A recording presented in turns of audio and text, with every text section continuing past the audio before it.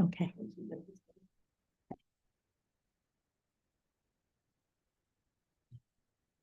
No, everything's quiet.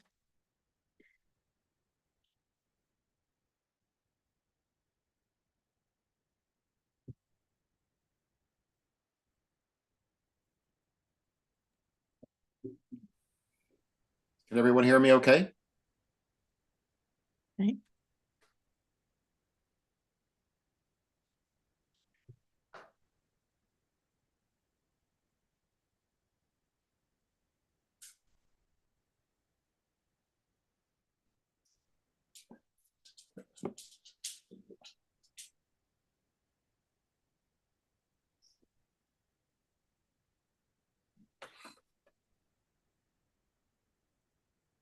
We just have a little bit of technical problems, Jeff, so that you're live streamed with us.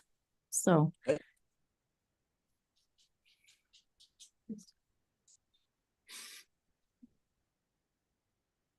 Yeah.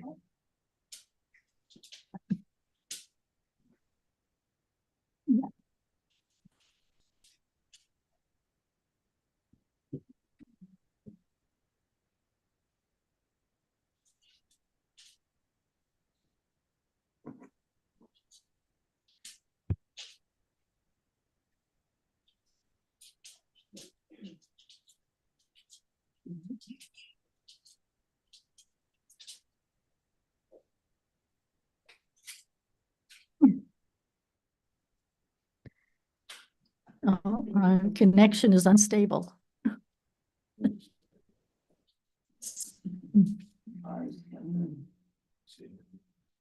Yeah.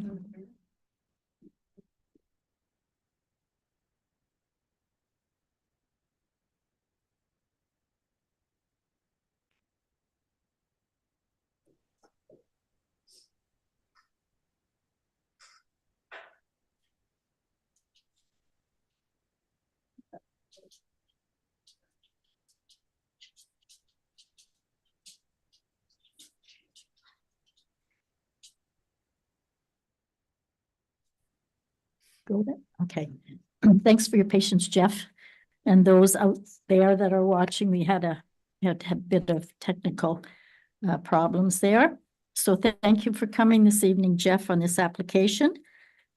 I would now ask yourself, planning department, to summarize the report as you submitted in regards to this application.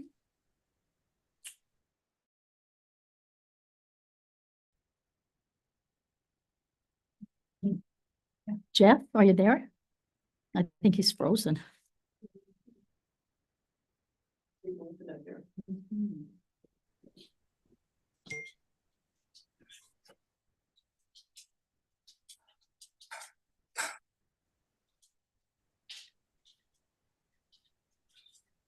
Are you there, Jeff? Can you hear me? I can hear you. It's kind of frozen at your end, but if you can hear me, I'll proceed.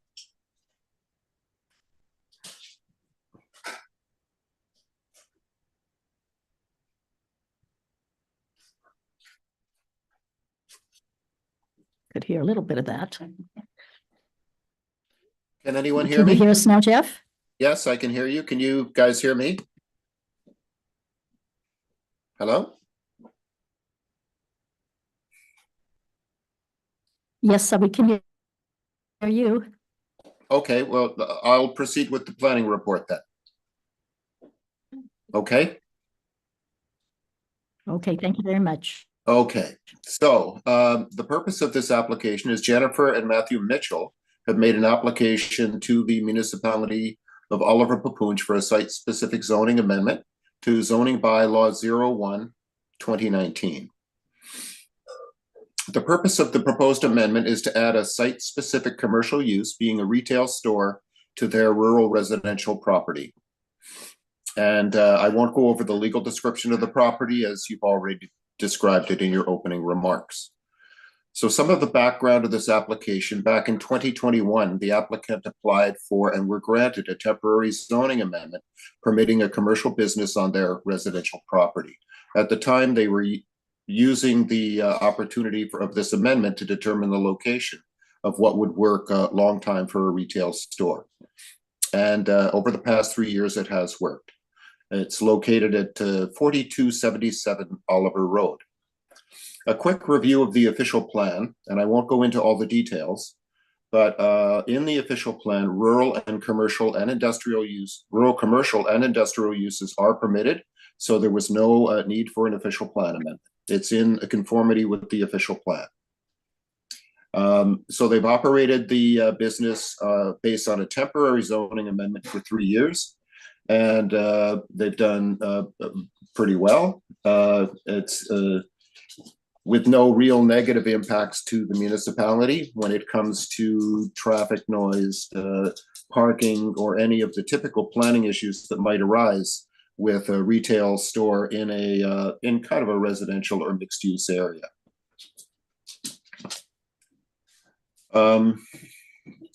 What they want to do now is convert the temporary amendment into a site-specific zoning amendment, which would then permit the retail store to continue to operate. And then they would be in a position where they would be in compliance with the Oliver Papoonj zoning bylaw. I took a look at the provincial policy statement 2020, and there were no PPS policies that were in conflict with this application. So really what it comes down to is they've operated, the temporary zoning was almost like a test case to see if it could work or not. There have been no complaints over the last 3 years. So the retail store has functioned without any planning. And really this is the test. I mean, if there was no temporary amendment, I would run it through several tests to see if there would, in all probability or conceptually, be any issues when it comes to traffic, dust, noise, parking, things like that.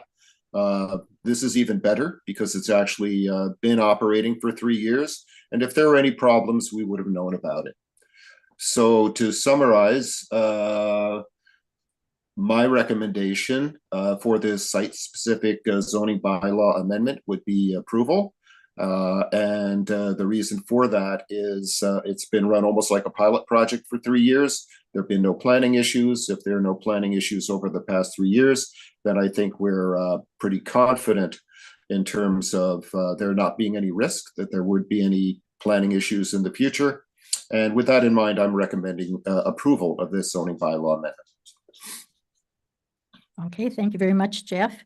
I see that we have communications from Lakehead Regional Conservation Authority, and on our desk we received, or it was received today, from the mining ministry, and they have also problems with it. So all righty, so now I will ask the applicant if you wish to make any comments on this application other than what's been said. No, thank you. Okay. I would like to ask if there are any supporters in the audience that would like to speak to this application. Any objectors that would like to speak to this application? Council, are there any questions in regards to this application of the planning consultant? Councillor Viss? Yes, just one. Through the whole report, I don't see what the size of that property is.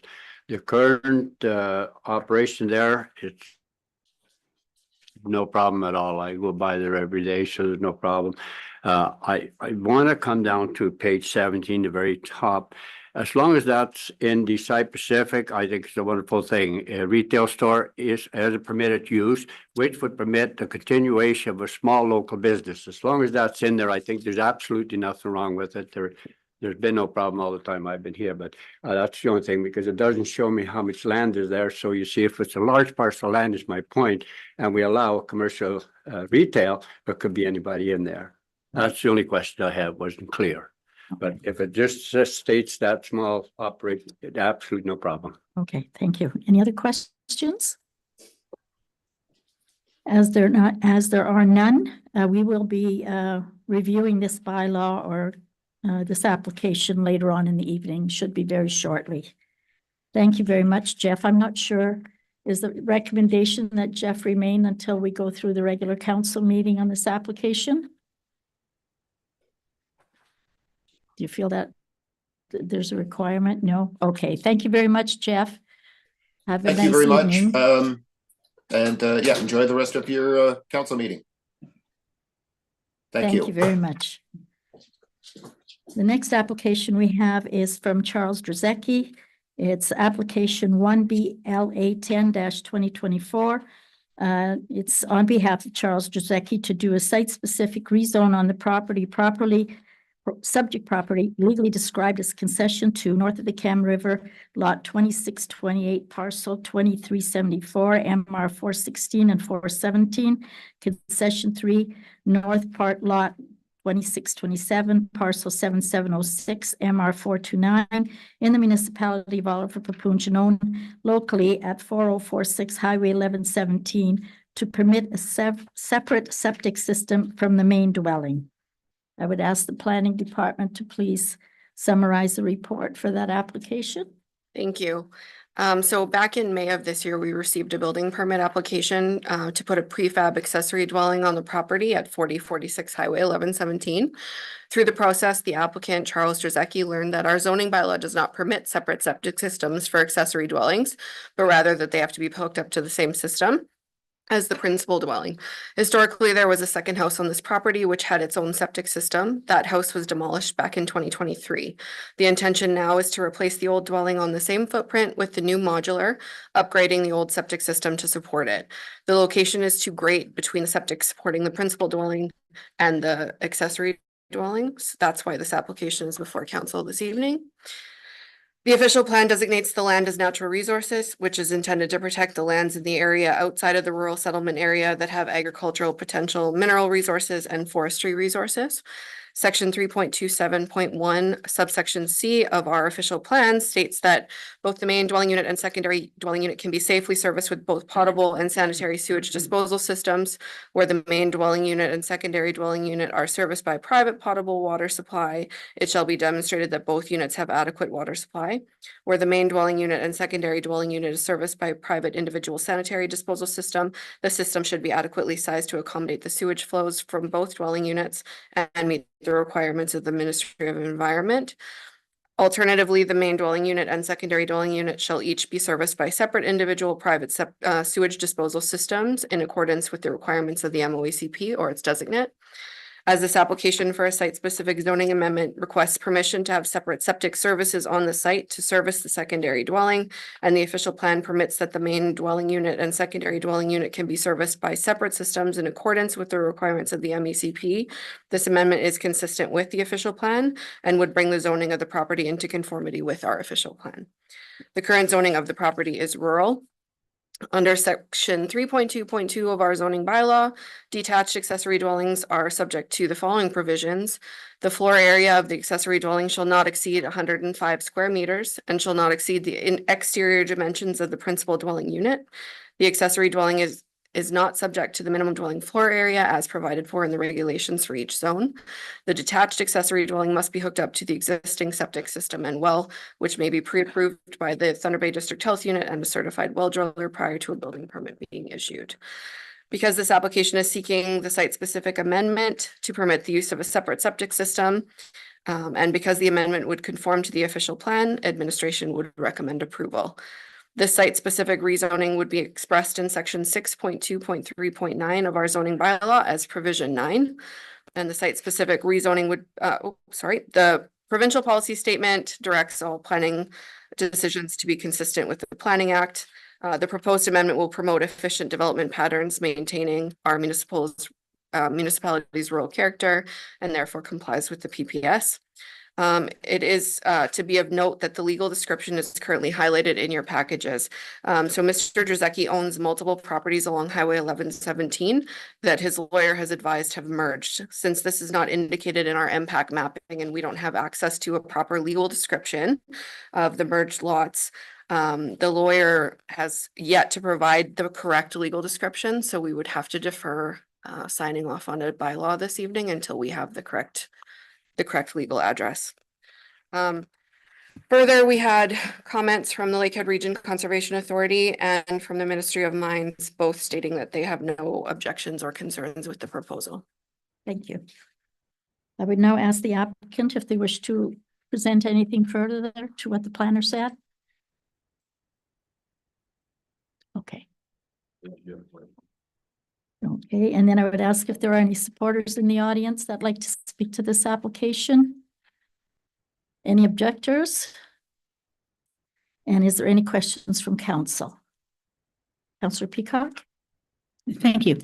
With regard to page 36, when it discusses the floor area of the building, it does say that it shall not exceed the exterior dimensions of the principal unit, but we don't have dimensions of how large the existing house is. It's not indicated on the detailed map that had been provided. Also, it doesn't indicate where the well is or if there's going to be 2 wells to service that property. And my other comment is that we passed bylaw 51-24 this year, just a couple of months ago, with regard to the size of a secondary dwelling. And the secondary dwelling has a maximum of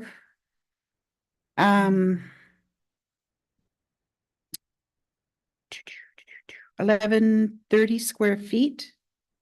And this one is 1216.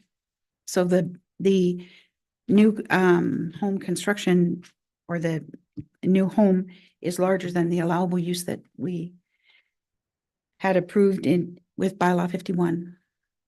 Just a question, how do we deal with that? Okay, so the size of the primary dwelling is not in here because it's not relevant to the application. That would be relevant at the time a building permit came in. It will be, sorry, maybe Charles can respond to this. Is it on the same well or separate? Separate well. And that well is already in place. And as far as the size of the secondary dwelling, that size has been amended. There's a section of the house that our CBO has deemed not livable space, so it doesn't count towards square footage. Okay, and if I'm just going to further comment, I think I'm correct. There was another house on the property. That's where the well went to in the other septic system. Yes. And that house, as stated, has been demolished and this one would take place of that one. Okay. Councillor Campoff?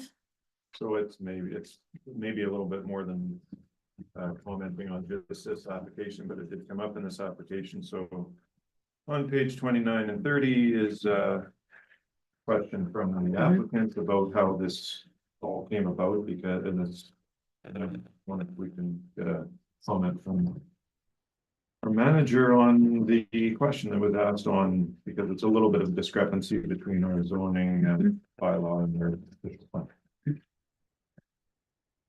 Sorry, what are you? Well, the question that was asked on page 29 and 30, where it's talking about the inconsistency between the definitions, the official plan and the zoning bylaw. You mean how our official plan permits them and our zoning bylaw does not? Yeah. Yeah, it's just something that's maybe the documents need to be corrected. When we did the last application, we did one of these back in 2022. And I was told at that time that council doesn't want secondary dwellings hooked up to the same, or they do want you to be hooked up to the same system as the primary dwelling to prevent future severances. But our official plan permits them, so amendments are required as exceptions to the rule. So the official plan is a guide, the zoning bylaw is the law. Okay, any other questions, Councillor?